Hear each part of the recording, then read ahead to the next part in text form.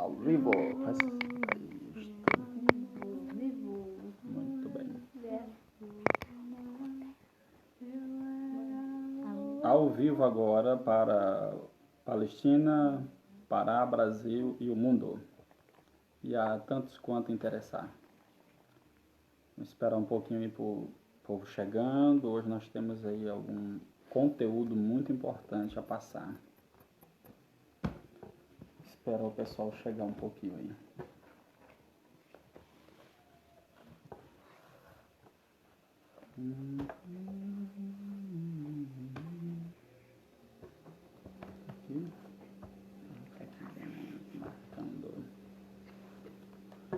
A paz do Senhor, meus irmãos, que Deus possa continuar abençoando vocês onde quer que vocês estejam. Já temos aí algumas pessoas conosco, Deus abençoe. Eu quero aqui falar para os irmãos que hoje nós temos uma lição muito boa, posso dizer extraordinária. Elane Brito, lá no São Félix do Xingu, Tailândia, Deus abençoe, a paz do Senhor Jesus. Nessi, aqui de Palestina, fruto do nosso projeto de vida para 2020. Deus abençoe. E mais irmãos chegando aí, tá? Então, eu quero que vocês, Adrielma, paz do Senhor Jesus, irmãos da Congregação Nova Aliança, pastoreada pelo nobre pastor Raimundo Souza, está assistindo agora também. Enfim, todos os irmãos de um modo geral aqui de Palestina e tantos quantos forem participar. Hoje nós temos aí uma lição muito boa, tá? Ela vai abranger. Então hoje eu vou falar assim de forma bem mais sistemática, pausada, para que vocês possam entender, né, e assim facilitar também. Eu sei que vocês amam o estudo bíblico, eu sei que vocês amam a doutrina bíblica, e nós vamos entender um pouquinho nessa lição. A lição de hoje, que era para ser domingo, a lição 2, que era para ser dia 12, né? Vamos passar ela hoje. Vou passar bem de forma resumida, objetiva, mas explicando aí para que vocês possam entender o conteúdo. Então, a temática de hoje é essa: Jesus Cristo e missões nos Salmos. Então, basicamente, nós podemos já entender, só na temática, que ela vai falar acerca de dois assuntos específicos. Vai falar acerca de Jesus Cristo, que dá o sentido de ungido, Cristo é ungido, né? Significa ungido, Cristo significa ungido, e nós vamos entender sobre missões dentro do livro dos Salmos. Tá? Então são dois assuntos que eles se entrelaçam e tornam um só assunto. Tá? Então eu peço para você compartilhar, para que possa chegar também outras pessoas que amam a Bíblia Sagrada, a Palavra do Senhor. Então vamos lá. Algumas pessoas têm o seu material pedagógico, tá? Para facilitar. Então a temática de hoje é essa: Jesus Cristo e missões nos Salmos. Só que antes de nós passar para o conteúdo, nós vamos louvar o Senhor com um hino. Nós tínhamos combinado de louvar o Senhor com 2, mas vamos louvar o Senhor com um hino. Hino esse sugerido pela lição de hoje, né? A lição 2, é o 515, tá? Hino sugerido pela lição 515 da harpa cristã. Vamos lá então? 515. Se Cristo comigo vai.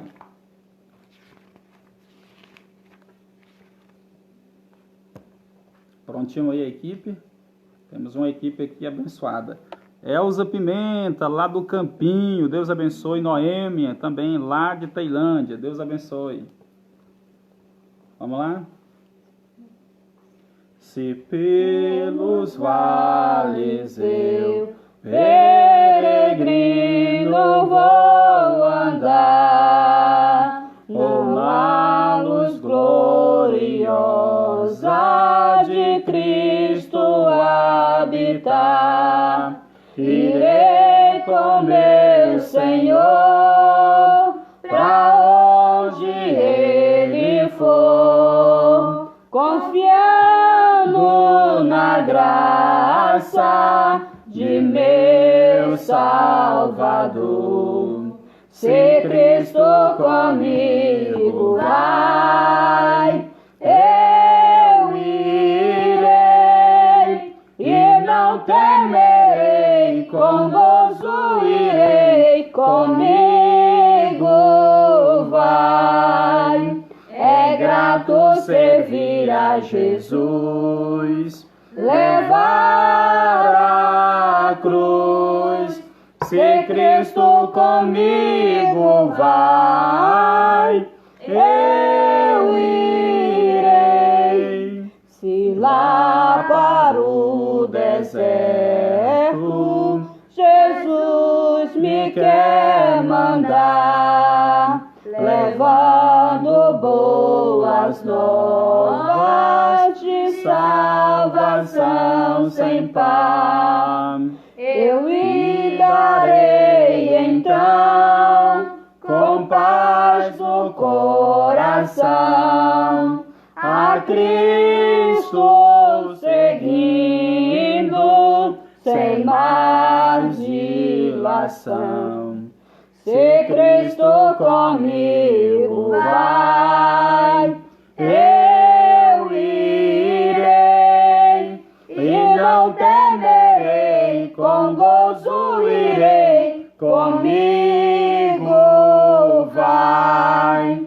É grato servir a Jesus, levar a cruz. Se Cristo comigo vai, eu irei.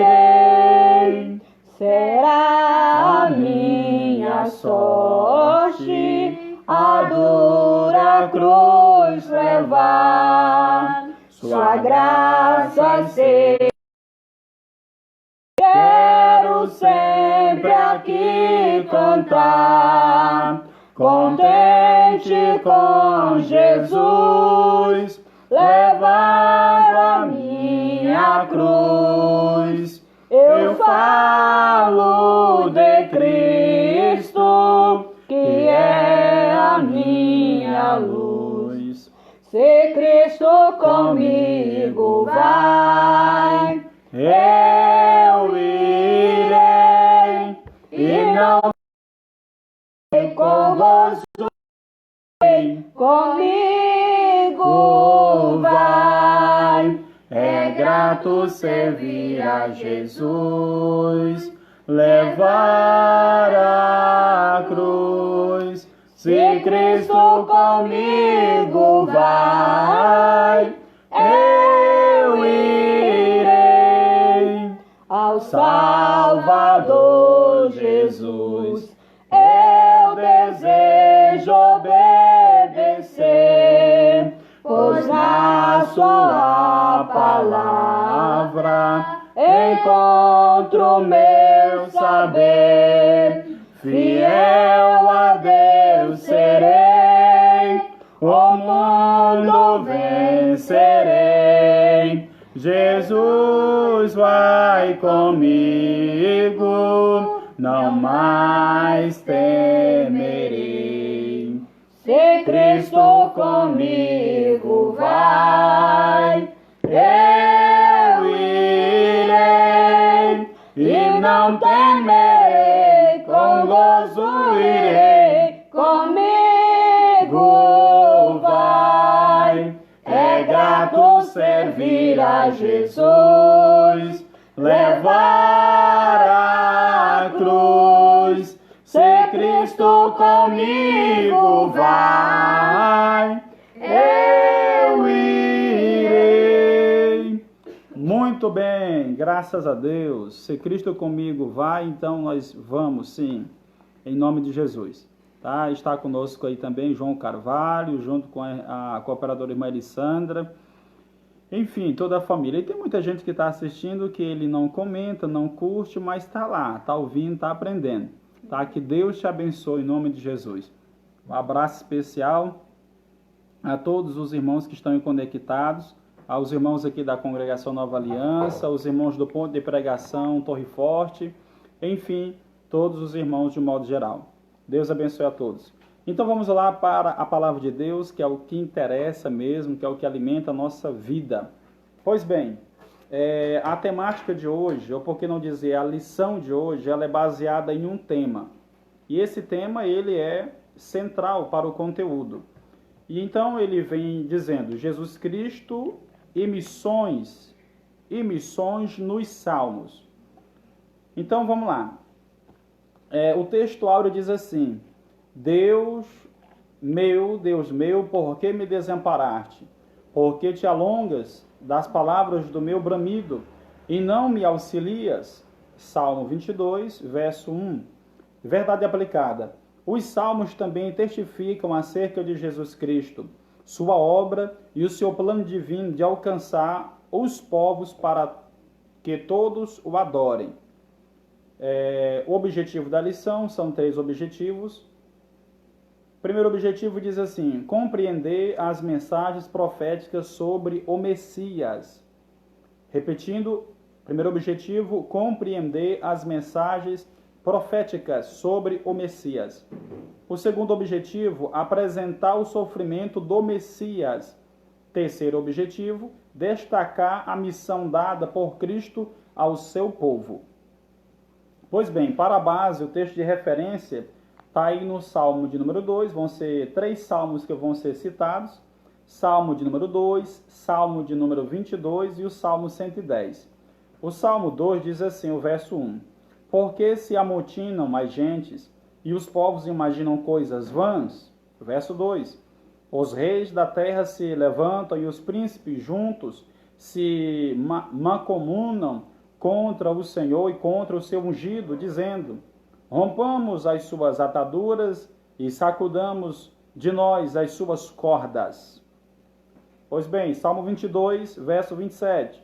Todos os limites da terra se lembrarão e se converterão ao Senhor, e todas as gerações das nações adorarão perante a tua face. Salmo 110, verso 1. Disse o Senhor ao meu Senhor, assenta-te à minha direita, até que ponha os teus inimigos por escabelo dos teus pés. Pois bem, nós podemos observar aqui, a princípio, né, tem a leitura complementar e até uma dica para os irmãos. Nessa leitura complementar, elas são 6 leituras. Para você que faz aí o culto dominical, ou seja, o culto doméstico, você pode estar usando no decorrer da semana essa leitura. Você vai realizar o culto doméstico, aí pode citar a referência segundo o dia, né? Tipo aí, segunda-feira, terça, quarta, quinta, sexta, sábado. No domingo, quando nós tiver tudo normalizado, vamos estar na escola bíblica dominical. Então você vai estar abordando o conteúdo que é relacionado ao assunto do domingo, e assim você está realizando o culto doméstico também na sua casa, tá bom? Fica aí essa dica. Pois bem, vamos partir para a introdução. A introdução, ela vai dizer o seguinte, nesta lição estudaremos salmos messiânicos e missionários, destacando a mensagem profética, o sofrimento, o triunfo de Cristo e o propósito de Deus para todos os povos. Então veja bem, só na introdução nós podemos observar o seguinte, que ele vai fazer um paralelo entre o que é profecia que já se cumpriu e algo que é profético, que é para a igreja hoje botar em ação, em prática.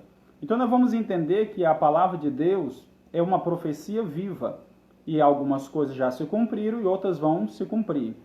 Pois bem, então na introdução já podemos observar que ele vai falar sobre o sofrimento de Cristo, que era algo profético já citado a exemplo do Salmo 22 e também acerca do levante e perseguição do Salmo 2. Então, é Davi falando acerca dele, mas Deus usando a boca de Davi e já prefigurando a sua própria vida como ungido, apontando para Cristo lá no futuro, tá? Não só falando sobre o sofrimento de Cristo, mas também o triunfo dele, porque Cristo ele não só padeceu, Cristo ele triunfou.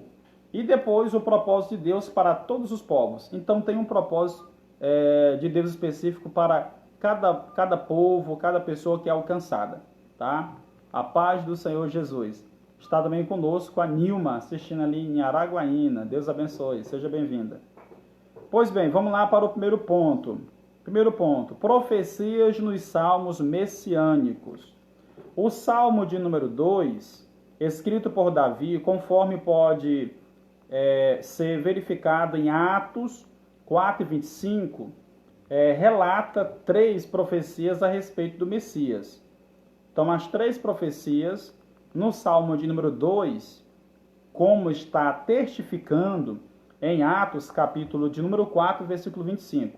Então, só para os irmãos entenderem o porquê que a Bíblia ela tem veracidade. É porque a Bíblia interpreta a Bíblia. O Novo Testamento, ele é a sombra do Antigo Testamento. Então, nós vamos ver essa referência aqui só para os irmãos entenderem, tá? Então, tá lá. O Salmo de número 2, o Salmo 2, ele tem o quê? Ele tem 3 profecias a respeito do Messias. O Messias, o Cristo, que padeceu, que nasceu da Virgem, enfim.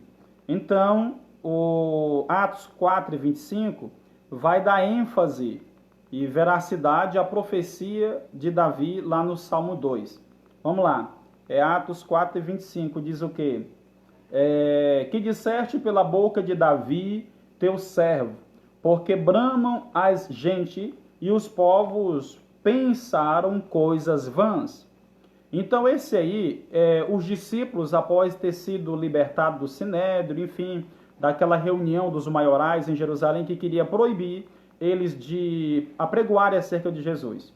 Em oração, eles oram a Deus e faz uma declaração, no versículo 25, que disseste pela boca de Davi, teu servo, orando a Deus, os discípulos reunidos em um local fechado, né? Porque bramam a gente e os povos pensam coisas vãs.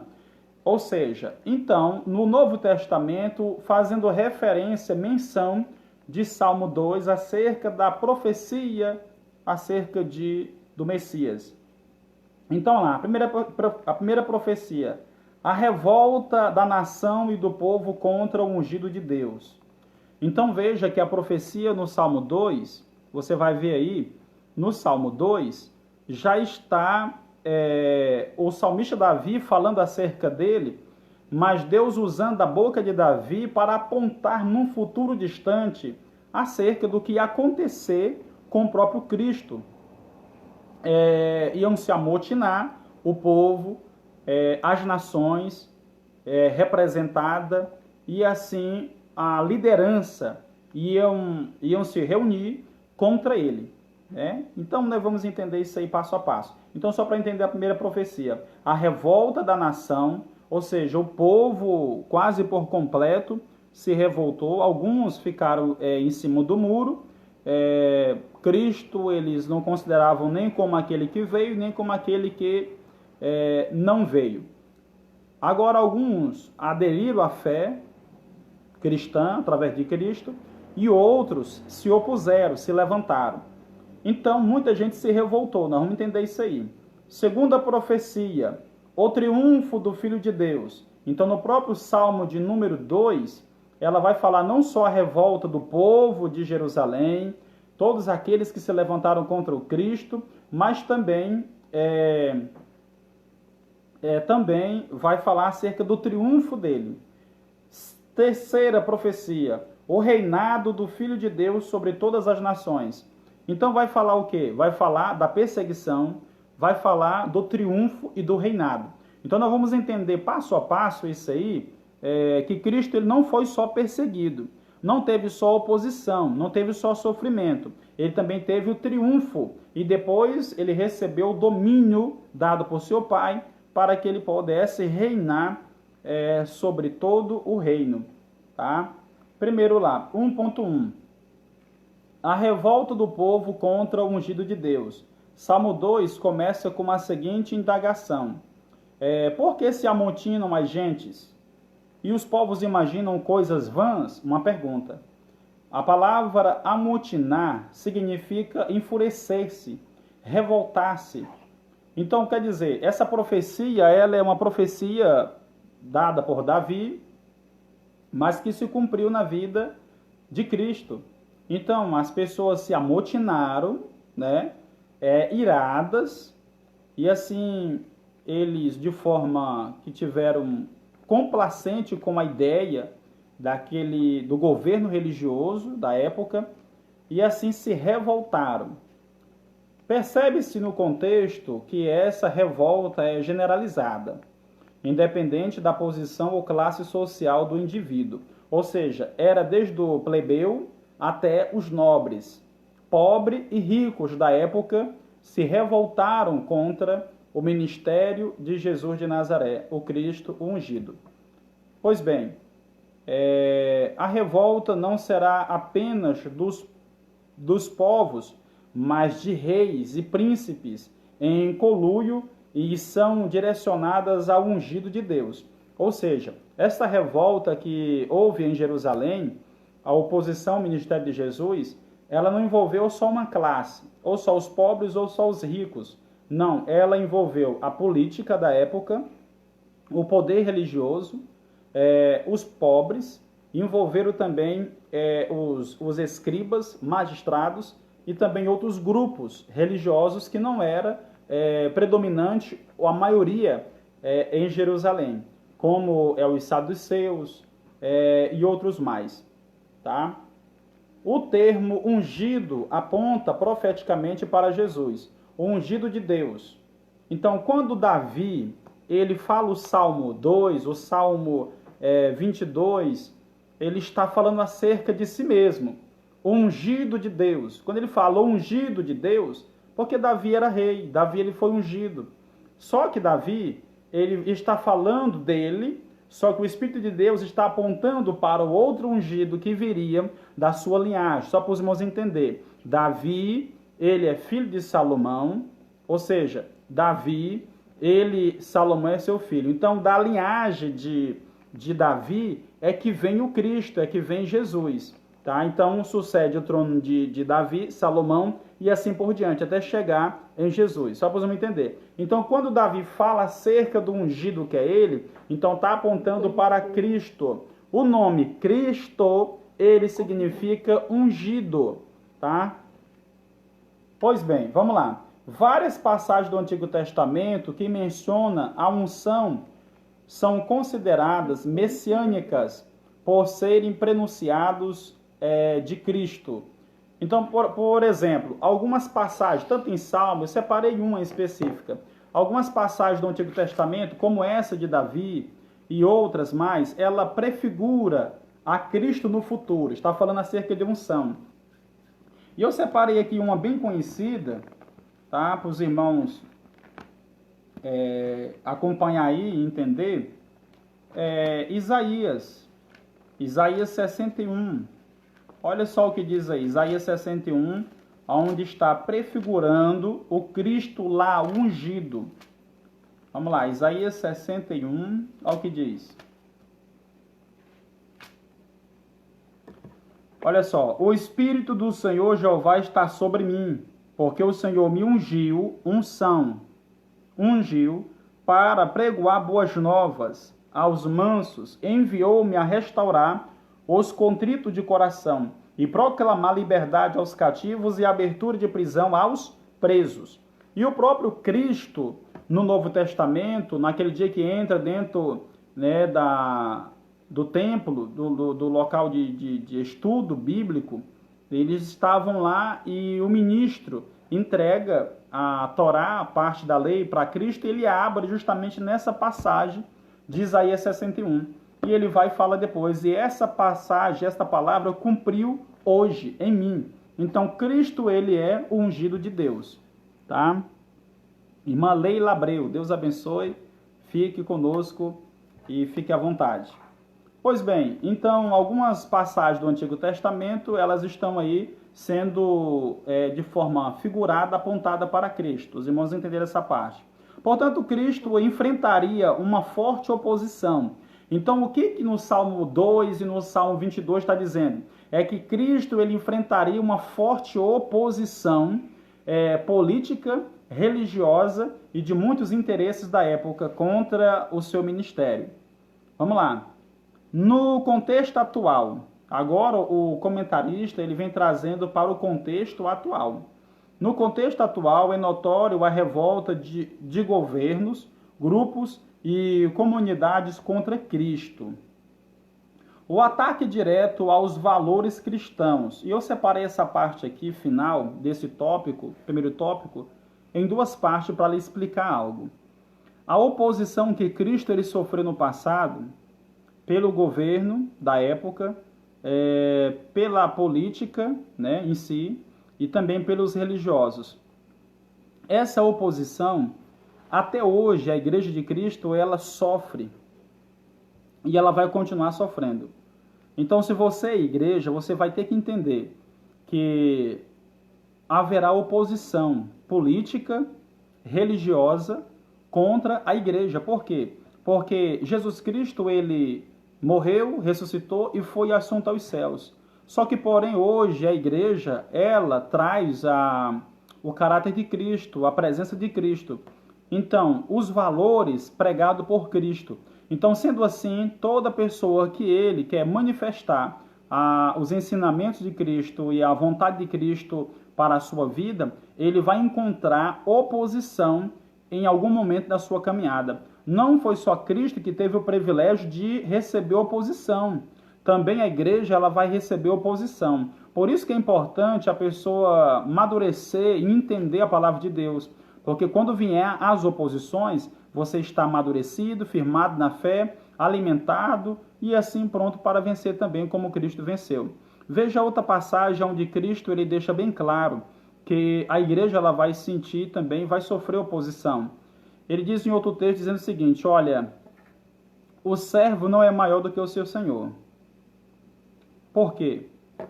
Ele está dizendo, se eles me perseguiram, se eles me maltrataram, se eles se opuseram a mim, então da mesma forma eles vão se opor a vocês, porque o servo não é maior do que o seu senhor. Então quer dizer que a oposição ela também virá contra todo cristão que professa a fé e que também acredita em Cristo e assim quer conservar os valores cristãos, né, para a sua vida. Então a oposição ela virá de grupos religiosos e também da própria política, Então não é de se estranhar, estamos falando do contexto atual. Graças a Deus, nós estamos em um país que até o momento nós temos garantido pela Constituição o direito à nossa fé, professar a nossa fé. Só que, de uma forma ou de outra, sempre haverá opositores no âmbito da política, porque são pessoas que não são conservadoras. Eu quero te dar um exemplo e eu passo para outra parte, só para vocês entenderem a oposição política. Por exemplo, já existe alguns países aí que eu já vi agora recente acerca de leis que é para extinguir a família, exterminar o projeto família. Não haverá mais questão de casamento hétero, casamento de homem com mulher, constituição de família. Aproveitando tanta revolução pelo mundo, criaram essas leis. No Brasil não é diferente. Alguns deputados estão criando projetos para extinguir a família e que o casamento seja à vontade, tenha bigamia, poligamia e assim vai. Casamento de homem com homem, mulher com mulher. Então, quer dizer, a política, de uma forma ou outra, ela vai se opor também a valores cristãos. É por isso que é importante nós termos pessoas que venham também responder segundo a vontade de Cristo. É importante, é um detalhe.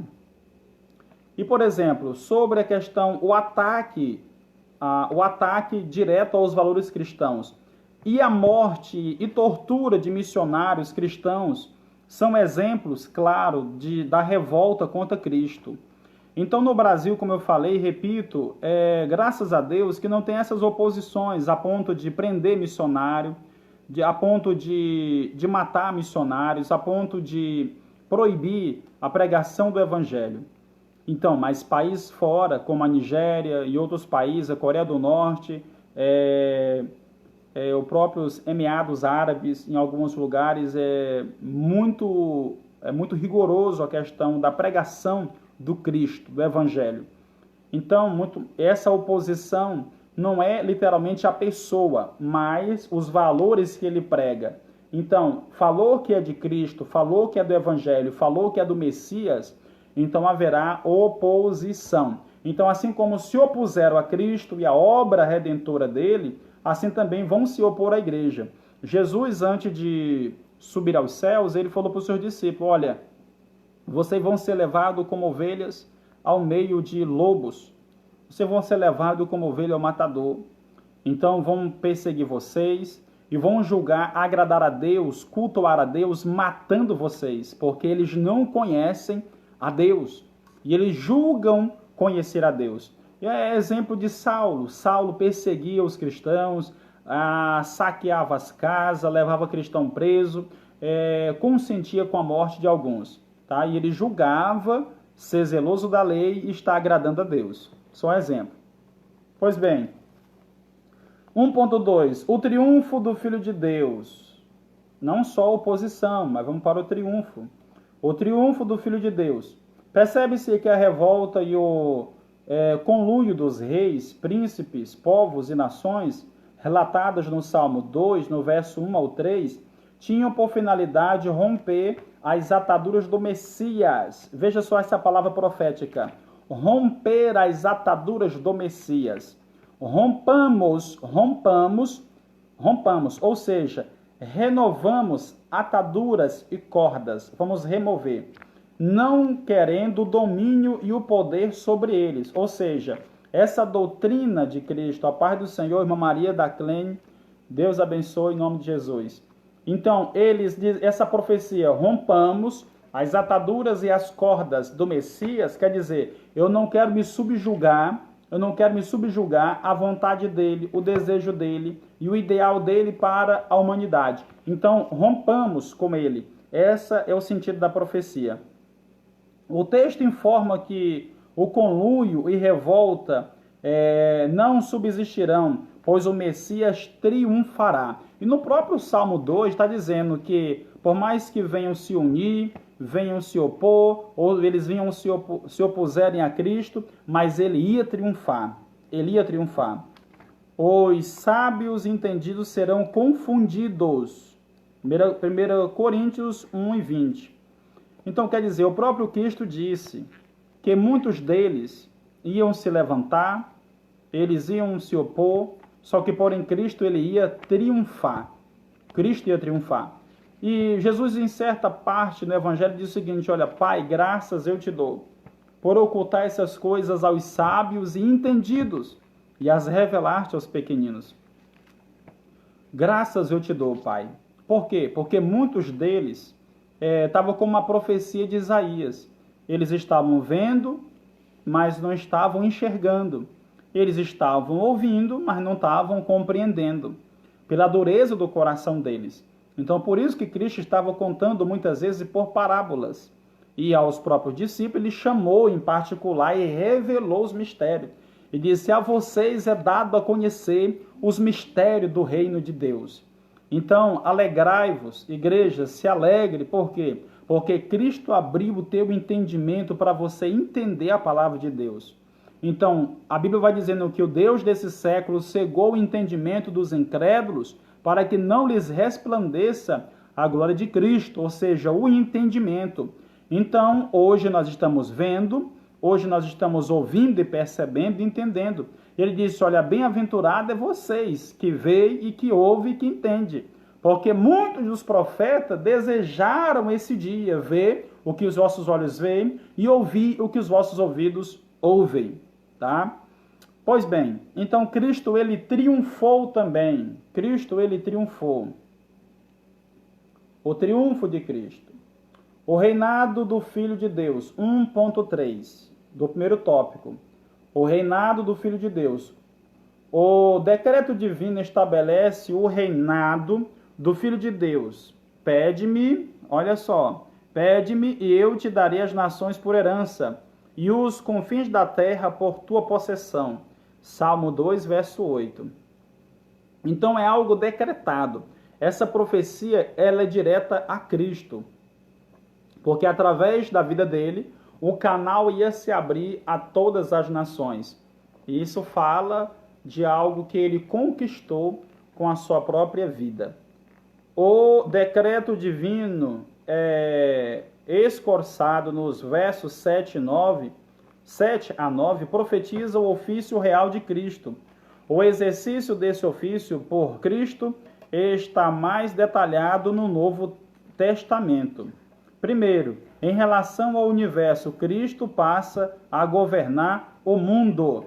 Cristo passa a governar o mundo. Então, após ele receber oposição, após ele morrer na cruz, então Cristo ele recebe então um triunfo. E esse triunfo lhe dá direito à possessão das nações, dos povos, línguas, tribos e nações. Então, Cristo, agora ele tem direito. Tem direito por quê? Porque ele entregou a própria vida e agora ele tem esse poder. Ele recebeu esse poder, tá? Pois bem, no Novo Testamento está claro isso. A exemplo da passagem de Mateus 25, 31, que diz que Cristo, ele no seu trono de glória virá, e aí todos os povos vão se chegar a ele, uns vão ficar à direita, outro à esquerda, vai dizer aos que estão à direita, vinde bendito meu Pai, possui por herança o reino que vos está preparado desde a fundação do mundo. Os que tiver à esquerda vai dizer, apartai-vos de mim, porque eu não vos conheço. Tá, isso denomina o triunfo de Cristo, poder sobre as nações e o mundo. Adiante, as nações serão reunidas em volta dele. Mateus 28 e 18 a seguir. Então vai falar acerca de quando Cristo ele manifesta para os seus discípulos e diz, é-me dado todo o poder nos céus e na terra. O segundo, o seu reinado é extensivo à igreja. Conforme podemos verificar em Efésios 1, 22, 23, Cristo, como Filho de Deus, assumiria a propriedade das nações, não apenas dos judeus, mas também os gentios e os confins da terra. Então veja bem, Cristo, ele conquistou na cruz o direito de ser o cabeça da igreja. Então não ficou restrito somente aos judeus. Esse domínio de Cristo vai até os confins da terra, aonde alguém aceitar a fé, aderir à fé, ele vai fazer parte do corpo, que é a igreja, e Cristo vai ser a cabeça dela, tá? Então, os gentios também, né, a igreja, Isaías 53 e 12, né, Apocalipse 11 e 15. Então, vamos lá, só ler algumas referências aqui para fortalecer aí a ideia do comentarista. Então, Apocalipse, capítulo 11, o versículo de número 15. Olha o que diz aí. E tocou o sétimo, a trombeta. O anjo a trombeta, e houve no céu grandes vozes que diziam, os reinos do mundo vieram a ser do nosso Senhor e do seu Cristo, e ele reinará para todo o sempre. Então quer dizer, a Bíblia vai falar que Cristo ele tem o domínio sobre tudo, porque ele triunfou. Pedro vai dizendo o seguinte, que Deus o constituiu juiz dos vivos e dos mortos. Então a Bíblia vai falar que ele agora tem o domínio, tá? Só para os irmãos entenderem. Por fim, aqueles que não aceitaram o Messias sofrerão duro juízo. Salmo 2, verso 9. Ainda dentro do bojo da profecia do Salmo 2, onde Davi cita ele e aponta para o Cristo lá no futuro distante, tá? Então, Cristo ele sofre oposição, Cristo ele vai sofrer, mas vai triunfar dentro do Salmo 2. No Salmo 22 também vamos ver isso. Então agora ele vai triunfar e ter o domínio sobre tudo e sobre todos, tá? Vamos lá então. Vamos para o próximo ponto. Eu ensinei no primeiro ponto, relato 3 profecias a respeito do Messias, a revolta do povo contra o ungido de Deus, o triunfo de Deus e o reinado do Filho de Deus. O segundo ponto, o sofrimento do Messias. O sofrimento do Messias. Vamos lá. Encontramos também nos Salmos o sofrimento do ungido do Senhor, Salmo 22. Expresso de forma profética e tipológica, e também chamado de Salmo da Cruz. Esdras e Reginaldo escrevem que este salmo é citado pelo menos 7 vezes no Novo Testamento, todas com referência a Jesus Cristo. Então, quer dizer, o Salmo de número 22, se você não leu ainda atentamente, não tem como fugir Você vai enxergar Cristo ali naquele Salmo, tá? Depois você lê ele atentamente. 2.1. Sujeição ao abandono.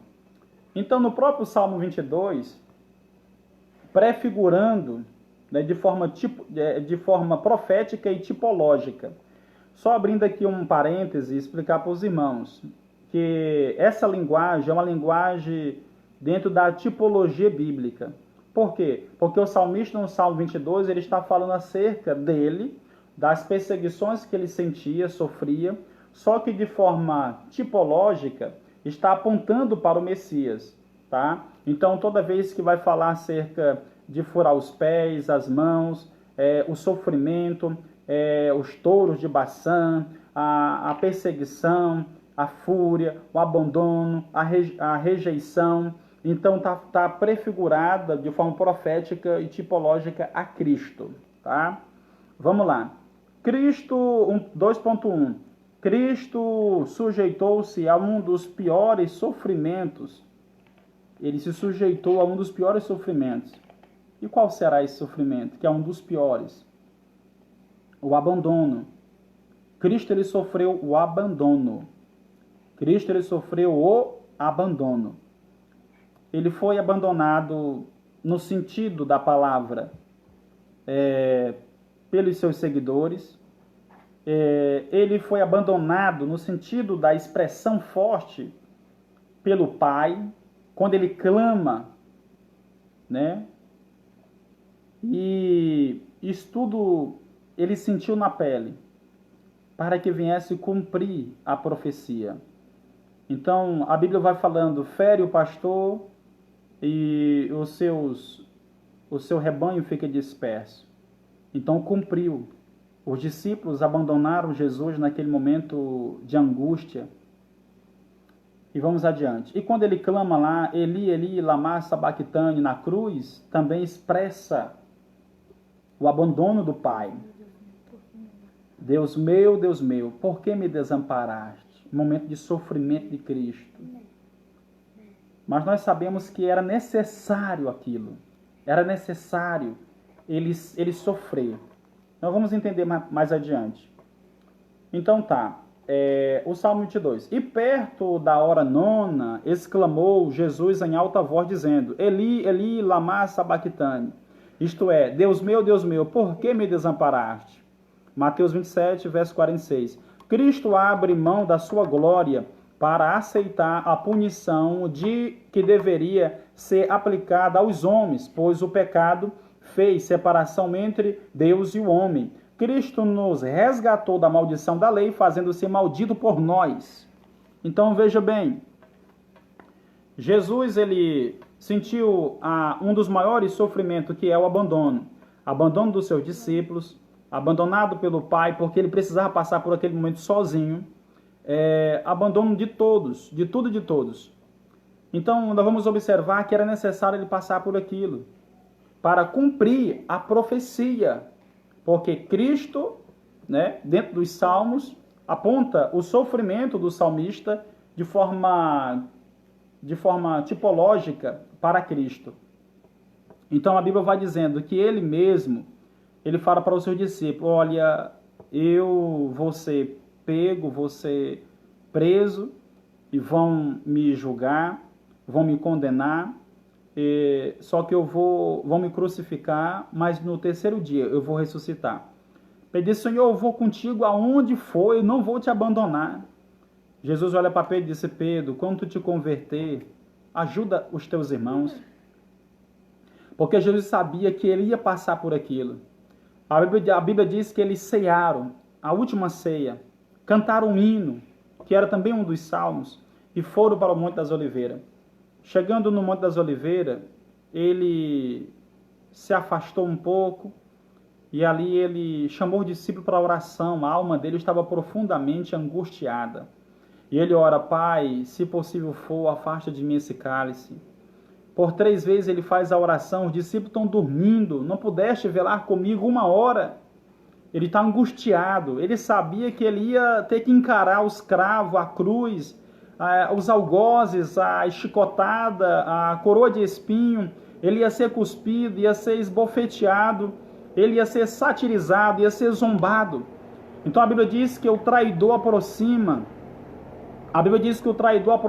Judas, juntamente com os oficiais, a mando do Sinédrio, pegam Jesus. O beijo simbolizava, era o código, a senha, indicando aquele que eles iam prender. Então, quando Jesus ele é beijado por Judas, está falando o salmista no Salmo 22, aquele de perto que se levantou o calcanhar. Então, toda essa profecia se cumpriu literalmente na vida do Messias. Então, é traído com um beijo. Então é levado a Caifás, Caifás é levado a Anás, Caifás fica naquele jogo. Eles estavam em conluio, em reunião com o Sinédrio para decidir como eles iam condenar Cristo. Só que eles levavam testemunha falsa e nenhuma delas conseguiam, de forma mesmo mentindo, achar defeito em Jesus. Mas eles perguntavam para ele, tu dizes que é o Cristo, Filho de Deus? Jesus calado, ficou. Ele dizia, tu dizes. Aí apareceu alguém dizendo, eu ouvi ele dizer que ia derrubar o templo e em 3 dias ia edificar novamente. Aí então Jesus liberou uma palavra, em breve vocês vão ver o Filho de Deus vir na sua glória à direita do Pai. O Sinédrio rasga a veste e diz, blasfêmia, ele blasfemou, ou seja, motivo para condenar a Cristo, quando ele diz que é o Filho de Deus. Então tudo isso cumpre literalmente na vida de Jesus, aquilo que era profetizado no Salmo 22. O ungido, sem motivo, leva então agora Jesus ao governador. Leva então agora a Pilatos. Pilatos, nós sabemos da história, porque os judeus eles não poderiam matar Jesus literalmente, mas o governo político estava sobre Roma. Então havia o governador, que era responsável pela aquela localidade. Então respondia pelo imperador. E naqueles dias estavam governando Pilatos, estava lá o governador. E levam até ele a autoridade política. Então veja que profecia essa que se cumpre do Salmo 2:22. Os povos se reuniram. O pobre, o rico, o religioso se reuniam. A política também. Então agora leva Jesus. E Jesus chega diante de Pilatos e Pilatos fica boquiaberto, porque as pessoas estavam apontando ele para morrer, queriam que ele morresse, e ele de boca fechada. E Pilatos, você não vai dizer nada? Eu tenho poder para te libertar, mas também para julgar. Pilatos ficou encabulado com Jesus. E o que tu dizes? Tu é filho de Deus? E qual é o teu governo? Meu reino não é daqui. Eu sou filho de Deus. Até que, enfim, nós sabemos do resumo, resumindo aqui para ganhar tempo. Então agora resolvem. A mulher de Pilatos chega, olha, meu senhor, não te meta com esse aí não. Eu padeci muito num sonho por causa dele. Pilatos pega uma bacia com água, lava as mãos e diz, olha, o sangue desse inocente não está sobre mim. As pessoas dizem que caia sobre nós e nossos filhos. Eles carregaram sobre si isso. Só que, porém, Jesus Cristo ele foi agora levado pelos soldados para ser julgado. Naquele momento, diante do tribunal, cumpre a profecia que ele ia ser escarnecido. Então, os soldados pegam uma capa, colocam sobre ele, colocam uma coroa de espinhos sobre a sua fronte, pegam uma cana e coloca na sua mão, porque ele dizia que era rei dos judeus. Então, para cumprir a profecia que eles iam zombar dele, então agora Cristo é zombado, porque todo rei tem uma capa, todo rei tem um cetro, e todo rei tem uma coroa, mas eles de forma sátira estavam zombando de Cristo. E colocavam então agora uma venda no seu rosto, uma capa, esbofeteavam, ele dizia, profetiza-nos, ó Cristo, quem foi que te bateu? Zombando dele, porque dizia ele que era profeta. Então, para se cumprir que Cristo padeceu, Cristo sofreu oposição, Cristo ele foi rejeitado, Cristo ele foi satirizado, zombado. Então, tudo isso para se cumprir. Então, a Bíblia vai falando que o sofrimento do Messias foi muito grande. Muito bem. Vamos lá. A sujeição ao abandono, nós paramos aqui. 2.2. Zombaria e desprezo. Salmo 22, o verso 6. Ressalta, mas eu sou verme. Olha o que o salmista fala no Salmo 22, e verso 6. Mas eu sou verme, não homem, opróbrio dos homens e desprezado do povo. Denota-se na presente passagem o completo esvaziamento de si, comprovando que o apóstolo Paulo fala em Filipenses capítulo 2, aquela profecia ou algo que Paulo falou lá na frente, cumprindo em Jesus, porque ele, se achando na forma de homem, ele sofreu, ele padeceu e morte de cruz, de forma que Deus o exaltou soberanamente e lhe deu um nome que é sobre todos os nomes, pela qual ao nome de Jesus de Nazaré, nos céus se dobre todo o joelho dos que estão no céu, na terra e debaixo da terra, porque no nome de Jesus há poder. Ou seja, então Jesus ele não só sofreu, mas também Jesus ele triunfou. Jesus tem o poder, o domínio, o reino está na sua mão. Então a Bíblia diz que todo joelho se dobrará e toda língua confessará que Jesus é o Senhor. Vai chegar o dia em que toda língua vai confessar que Cristo é o Senhor. Quando Cristo assumiu a forma de servo, como profetizou Isaías, então desfigurado, que nem parecia ser um humano, Isaías 52, 14, foi ridicularizado pelos homens, conforme pode ser observado por suas declarações em Marcos, e pela atitude de um dos ladrões que estava na cruz. Então ele foi zombado, satirizado, ele foi julgado injustamente para se cumprir a profecia. Era necessário ele passar por ali.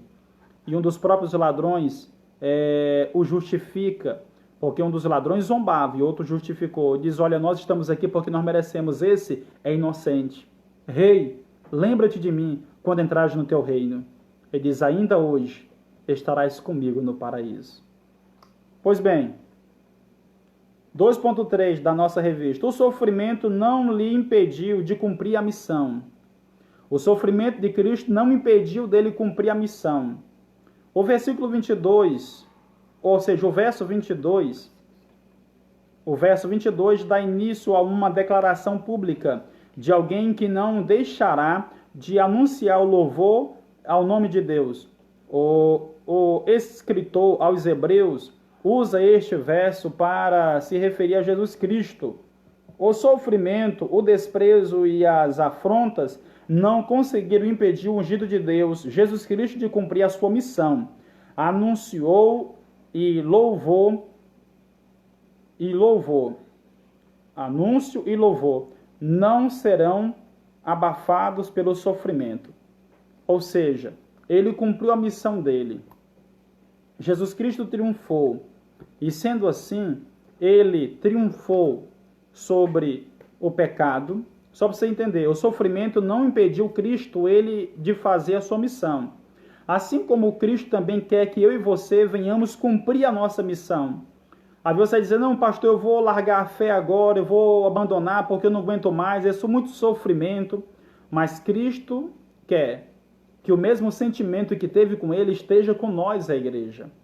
Isto chama-se relação, chama-se comunhão. Que o mesmo sentimento que esteve em Cristo Jesus esteja conosco. Mesmo debaixo de dores e sofrimento, ele cumpriu sua missão. Deus, ele te chamou para uma grande obra na face da terra. Então, independente do sofrimento, cumpra a sua missão.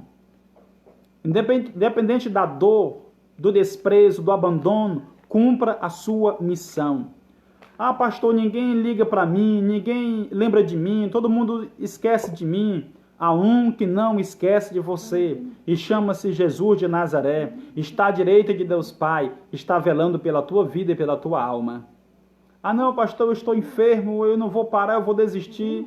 Eu estou sentindo vazio dentro de mim, estou tão frio, eu não sinto mais a presença de Deus. Pois em detrimento ao sofrimento, não pare a tua caminhada. Continue caminhando, porque Deus, ele conhece as tuas fraquezas, as tuas fragilidades, as tuas falhas, mas Deus, ele sabe que dentro de ti há um coração adorador, alguém que deseja prosseguir na caminhada, porque Deus, ele não errou o alvo. Deus, ele te chamou, ele te escolheu, é porque ele te chamou para uma grande missão na face da terra. E qual é, pastor? Louvar a Deus e continuar anunciando o ano aceitável do nosso Deus. Continuar proclamando às pessoas que Deus, ele é grande. Cristo abre mão da sua glória para aceitar a punição que deveria ser aplicado aos homens, pois o pecado fez separação entre Deus e o homem. De fato, né, presbítero Raimundinho? Então, ele abriu mão de tudo isso para que o nome do Pai fosse glorificado. Então, devemos abrir mão também de muitas coisas para que o nome do Senhor seja glorificado na nossa vida. Vamos lá adiante. O trabalho da sua alma ele verá e ficará satisfeito. Ou seja, ele padeceu, sofreu, mas haveria uma recompensa. A Bíblia vai falando o quê? Tão satisfeito que chama os que foram santificados de irmãos. Ainda que haja zombadores e escarnecedores, contudo também há santificados e irmãos. No meio de tudo isso, de todo o contexto que vivemos hoje, não há só zombadores, não há somente aqueles que não acreditam, não há somente aqueles que se opõem, não há somente aqueles que desdenham e menosprezam a você. No meio de todos esses, também há os santificados.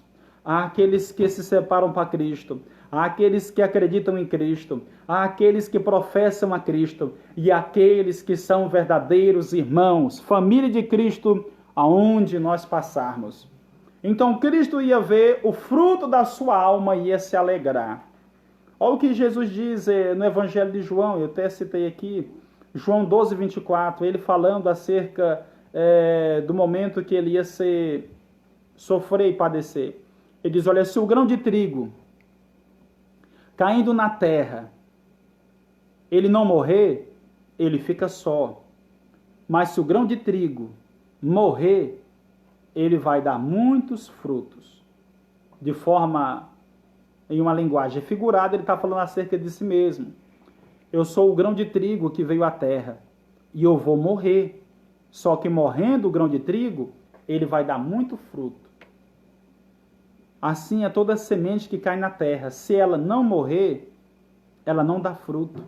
Porque precisa morrer para germinar e assim crescer e lá ela frutificar.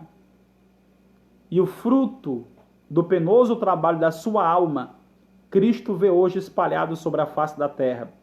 Em Palestina do Pará, uma igreja que continua acreditando. Lá na Tailândia, São Félix do Xingu, Redenção, Rio Maria, aonde quer que você esteja, no estado do Pará, em todos os estados da nossa federação. Enfim, há fruto do trabalho penoso de Cristo. A paz do Senhor, irmã Edna, seja bem-vinda. Pois bem, vamos adiante.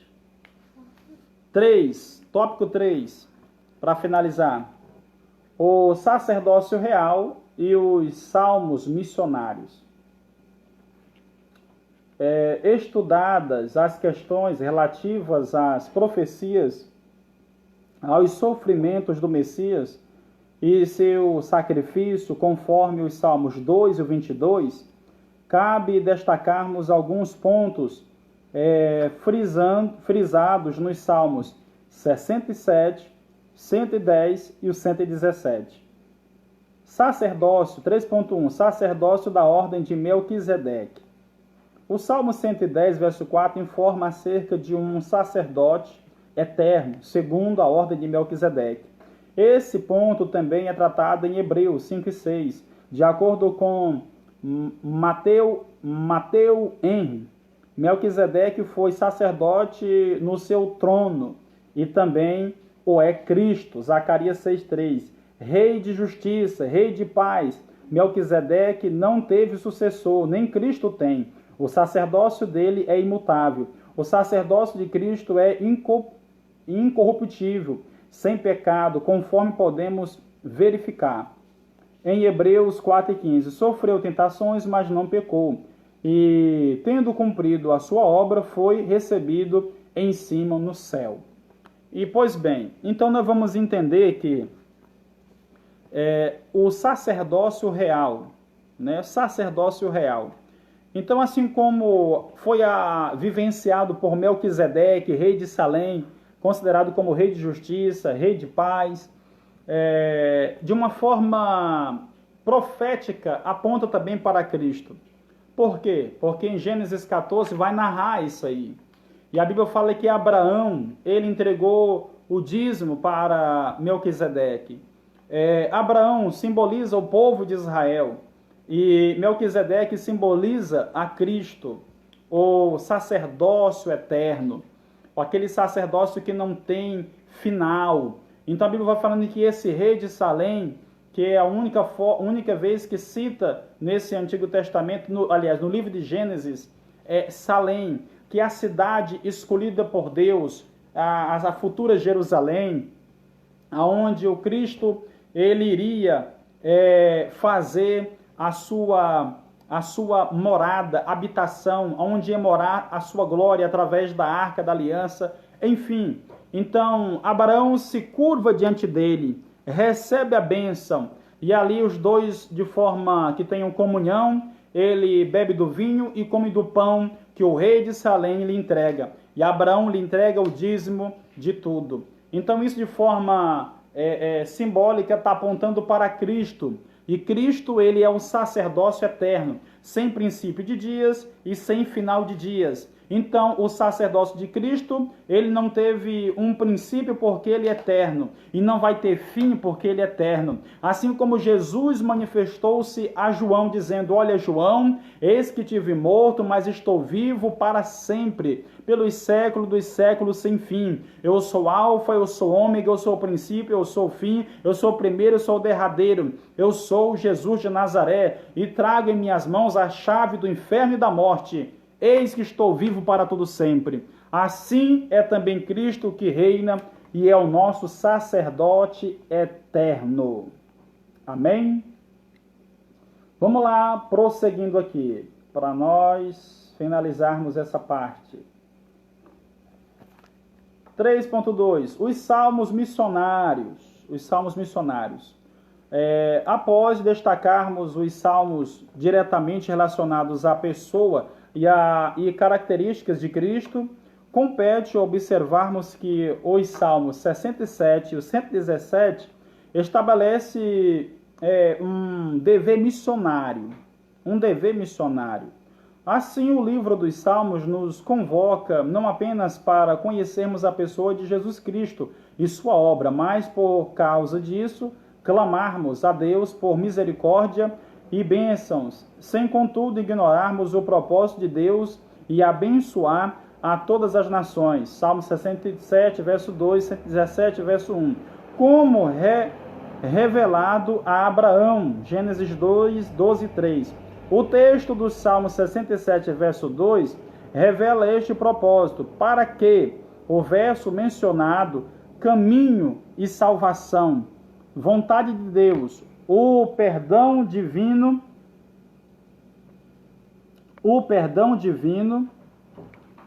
vê aqui,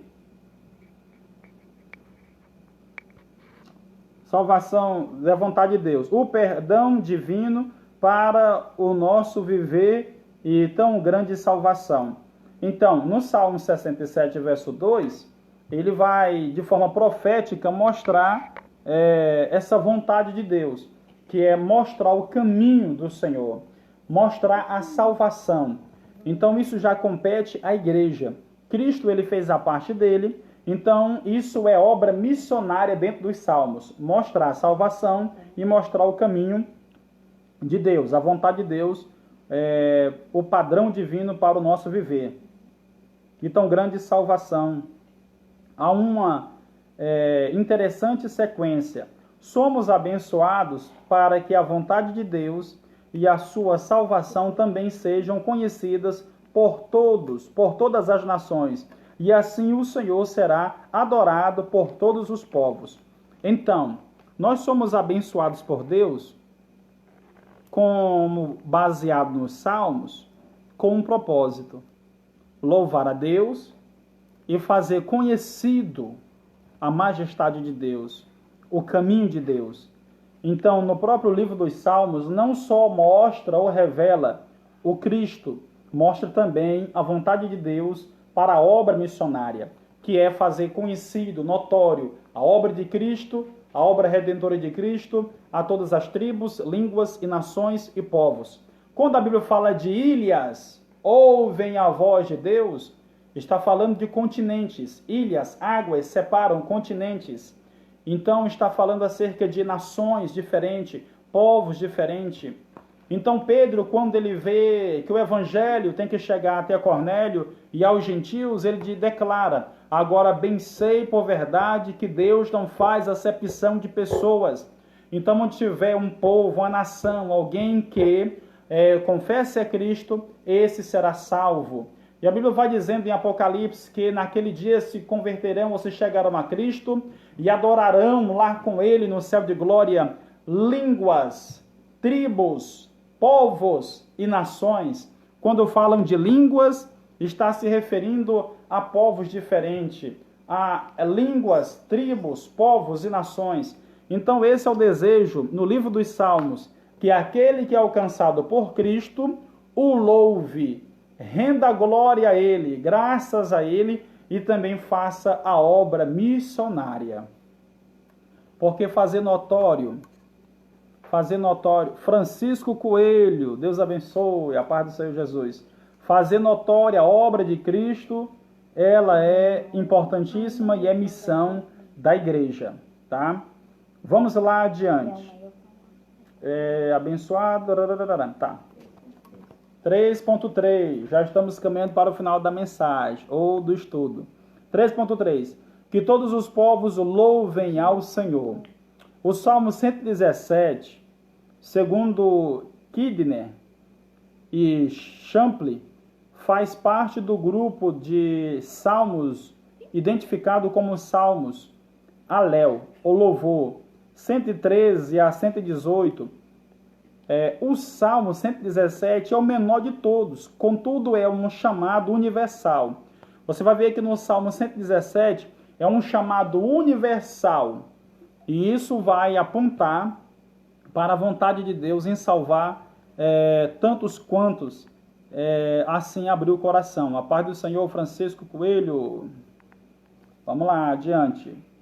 O Salmo 117 é o menor de todos, contudo é um chamado universal. Todas as nações, todos os povos, são dois os motivos apresentados: benignidade e verdade. No Salmo 117, ou misericórdia e fidelidade. A ênfase recai sobre o caráter de Deus e não nos feitos. Então aponta para o caráter, né? A vontade de Deus quando externa. Em um tempo de tanto destaque, às vezes até desanimado, quanto aos feitos humanos, é interessante refletirmos sobre o caráter, a essência. Deus é amor e fiel. O apóstolo Paulo citou este salmo ao discorrer sobre o fato de Cristo ter nos recebido, enfatizando os gentios. Romanos 15 e o verso de número 11. Pois bem, em tempos de tantas manifestações,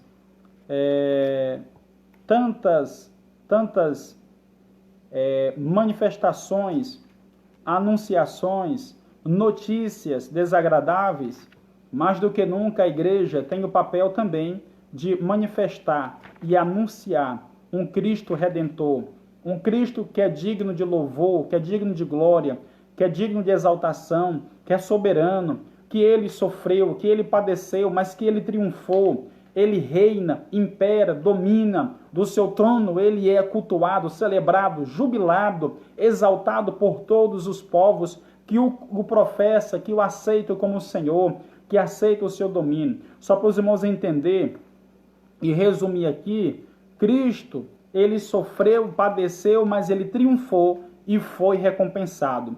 Porque Cristo, nos dias que ele estava em terra, permeando a terra, vivo como homem, ele venceu, só para os irmãos entender, ele venceu o abandono, ele venceu a política da época, ele venceu a cultura, ele venceu o pecado, ele venceu os demônios, ele venceu o inferno, a morte, ele venceu na cruz e bradou dizendo: é-me dado todo o poder nos céus e na terra. Então Cristo triunfou, venceu. Então é hora da igreja também, mais do que nunca, triunfante, proclamar um Cristo vencedor.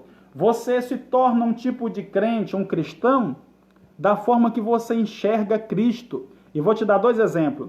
Se você é aquele cristão que vive só de forma depressiva, com medo, é aquele tipo de crente que enxerga apenas Cristo na cruz, aquele Cristo desfigurado, aquele Cristo com a coroa de espinho na cabeça, o buraco da lança que o traspassou no peito, do lado. Então, é aquele tipo de crente que não consegue enxergar o seu Cristo de outra forma. Mas agora, se você é crente, que você consegue enxergar o Cristo glorificado, então você vai entender que você vai passar por momentos difíceis. Você vai passar por momentos angustiosos. Você vai passar por abandono, sofrer percas. Só que, porém, você vai entender que teu Cristo não está mais na cruz. O teu Cristo não está mais dentro de uma cova, uma sepultura. O teu Cristo, ele ressuscitou. O teu Cristo já foi glorificado. O teu Cristo, ele é o leão da tribo de Judá. O teu Cristo, ele não foge nada do controle das suas mãos. Ele não está conosco visivelmente, mas nós podemos percebê-lo em nossa vida, em nossa caminhada, e assim o nome do Senhor será glorificado.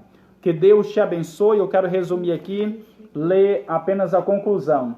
Veja bem, eu ensinei o sacerdócio de Cristo incorruptível, que o livro dos Salmos nos convoca a conhecer Jesus Cristo e sua obra, e que o Salmo 117 retrata o amor, a fidelidade de Deus e um chamado universal. Conclusão: louvaremos a Deus por seu amor, fidelidade, bem como por seu plano redentor executado por intermédio de Jesus Cristo e cumpramos com fidelidade e no poder do Espírito Santo a missão de anunciarmos a salvação até aos confins da terra, para a glória de Deus. Amém? Que Deus te abençoe em nome de Jesus. Essa foi a lição de hoje. A próxima lição, ela também não menos importante, porque é como o degrau de uma escada, um passo após o outro, e uma lição ela se encaixa, ela vai se fundir uma com a outra e assim aprimorar o nosso conhecimento e vamos crescer em conhecimento diante de Deus. O Supremo Bom Pastor, terceira lição, tá? Que é essa do próximo domingo agora, o Supremo Bom Pastor. Não perca e com certeza será uma bênção. Aí eu vou decidir se eu vou passar domingo à noite ela ou se na terça-feira, tá? Mas, no entanto, vamos continuar tendo as nossas lives e assim você vai sendo edificado. É algo que devemos primorar para a nossa vida, é o estudo bíblico. Por isso que Madureira ela está cumprindo e quer cumprir o estatuto em não consagrar obreiros que não sejam assíduos na escola bíblica, porque você vai ver que obreiro ele é fundamental na obra de Deus e ele tem que ser referência para outras pessoas. Então o obreiro ele tem que ensinar, mas primeiro ele tem que sentar para aprender, tá? Então assim nós vamos prosseguindo e o nome do Senhor será glorificado. Deus te abençoe grandemente. Eu quero orar para encerrar e assim abençoar a tua vida em nome de Jesus. O que disse o apóstolo Pedro? Antes, venhamos crescer na graça e no conhecimento de nosso Senhor e Salvador Jesus Cristo. Olha, nem conhecimento demais é bom e nem graça demais é bom. Tudo é balanceado, graça e conhecimento.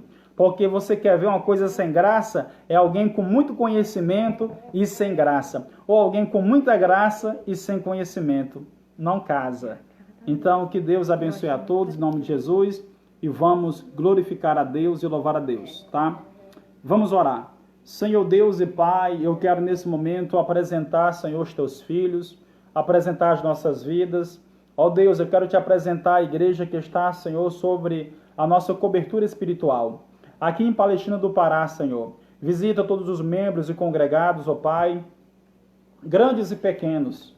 Ó Pai, para a tua glória eu te apresento agora e te peço, meu Deus, em nome de Jesus, seja com os teus filhos, continue, papai, abrindo as portas para eles, Senhor, espiritual, material, para que eles possam, meu Deus, também, Senhor, glorificar o teu nome. Ó Deus, que eles continuem, meu Deus, onde quer que estejam, papai, que eles dando testemunho, Senhor, da igreja que eles são. Ó Pai, em nome de Jesus, eu quero te pedir, restaura, meu Deus, a saúde, visita o corpo físico, visita o corpo espiritual, abençoa de uma forma, meu Deus, extraordinária para a tua glória, em nome de Jesus de Nazaré. Visita, meu Deus, agora, papai, o corpo espiritual, Senhor, toda enfermidade na alma, depressão, síndrome do pânico, ó Senhor, que todo mal, papai, venha, tristeza aguda, venha cair por terra em nome de Jesus de Nazaré. Ó Deus, que todos esses sentimentos, Senhor, faccioso, venha cair por terra em nome de Jesus, e que teu nome seja glorificado, meu Deus, na vida da tua igreja, em nome de Jesus de Nazaré. Assim eu apresento, meu Deus, todos os teus servos, onde quer que esteja, aqui no estado do Pará, meu Deus, em nome de Jesus. Ó Deus, em toda a federação, ó Deus, os demais continentes, em nome de Jesus. Deus, cubra com teu sangue, em nome de Jesus de Nazaré. Em nome do teu Filho amado, papai, venha guardar, proteger, conceda-nos uma noite abençoada, nos dê um sono reparador para a tua glória. Assim, papai querido, queremos te agradecer nesta hora, em nome de Jesus. Amém? Deus te abençoe e a paz do Senhor. Compartilhe com outros irmãos esse estudo e com certeza outras vidas serão abençoadas, porque a palavra de Deus, ela é alimento para a nossa alma, saúde para a nossa medula. A palavra de Deus, ela é escudo para o nosso coração. A palavra de Deus, ela é a bússola do viajante, o cajado do peregrino. A palavra de Deus, ela é o nosso passaporte para a Canaã celestial. A palavra de Deus, ela é alimento para a nossa alma. Que Deus te abençoe em nome de Jesus. e a paz do Senhor.